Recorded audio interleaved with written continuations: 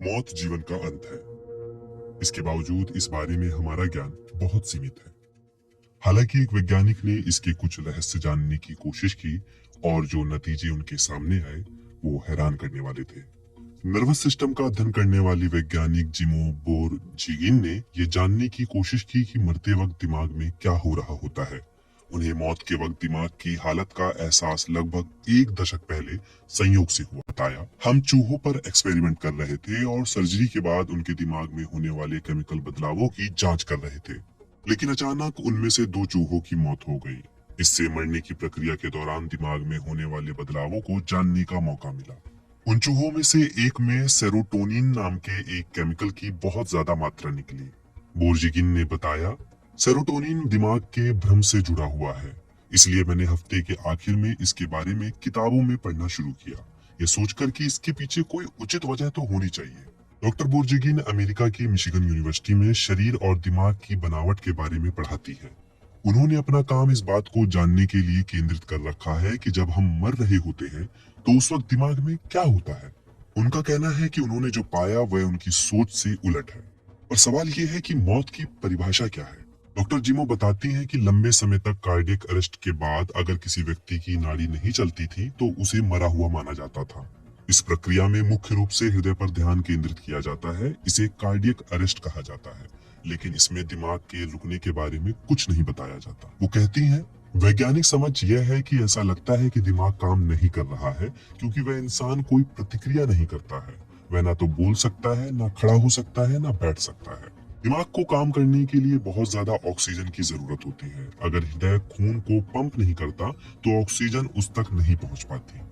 वो बताती हैं, इसलिए सभी संकेत ये कहते हैं कि दिमाग अब काम नहीं कर रहा है। इसके अलावा या तो वह कम से कम बहुत निष्क्रिय है, ज्यादा एक्टिव नहीं है। हालांकि उनकी टीम की रिसर्च कुछ अलग ही बात बताती है, दिमाग का बहुत ज्यादा एक्टिव होना। 2013 में चूहों पर किए गए एक अध्ययन में रिसर्चर्स ने चूहों के दिल की धड़कन बंद होने के बाद दिमाग के कई केमिकल में तेज गतिविधि को देखा। उन्होंने पाया कि सेरोटोनिन 60 गुना बढ़ गया है और डोपामाइन तो जबरदस्त तरह से 40 से 60 गुना बढ़ गया है। वहीं नोरेपाइनफ्राइन तो 100 गुना बढ़ गया है। डोपामाइन एक ऐसा केमिकल होता है जो आपको बहुत अच्छा महसूस कराता है, वहीं नोरेपाइनफ्राइन आपको बहुत सतर्क महसूस कराता है। वह कहती हैं कि जब जानवर जिंदा होता है तो उनमें इस तरह के उच्च स्तर को देख पाना नामुमकिन होता है। 2015 में उनकी टीम ने मरते हुए चूहों के दिमाग पर एक और स्टडी को पब्लिश किया। डॉक्टर जिमो कहती हैं, दोनों स्टडी में 100% चूहों के दिमाग में बहुत ज्यादा गतिविधि देखी गई। दिमाग बहुत ज्यादा काम कर रहा था और बहुत ज्यादा सक्रिय अवस्था में था। कुछ लोग जो अपनी मौत के बेहद पास के अनुभव से गुजरे हैं कहते हैं कि वे अपनी पूरी जिंदगी को तेजी से अपने सामने दोहराते हुए देख सकते हैं या महत्वपूर्ण क्षणों को याद कर सकते हैं। डॉक्टर जिमो ने अपनी स्टडी में जिस बहुत ज्यादा एक्टिव दिमाग का जिक्र किया, क्या वह यह बता सकता है कि क्यों कुछ लोगों को मौत के करीब आने पर इतने तेज अनुभव हुए। इस पर वो कहती है, हाँ मुझे लगता है कि ऐसा ही है।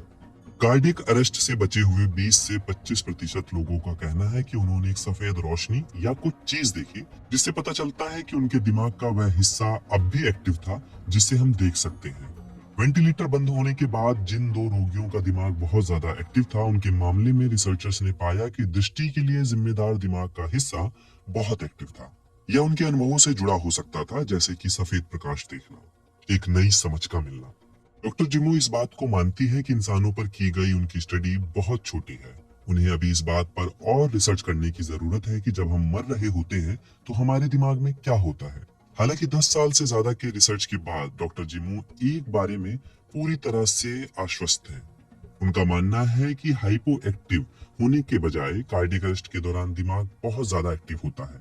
वो कहती है, अब तक ये माना जाता है कि हृदय की गति रुकने पर दिमाग बहुत लाचार महसूस करता है। जब हृदय रुक जाता है तो दिमाग भी मर जाता है। अभी भी सोच यही है कि दिमाग इससे निपट नहीं सकता और मर जाता है, लेकिन वो जोर देकर कहती हैं कि हम नहीं जानते कि क्या ये सच है। उनका मानना है कि दिमाग आसानी से हार नहीं मानता, दूसरे संकटों की तरह यह जिंदा रहने के लिए लड़ता है।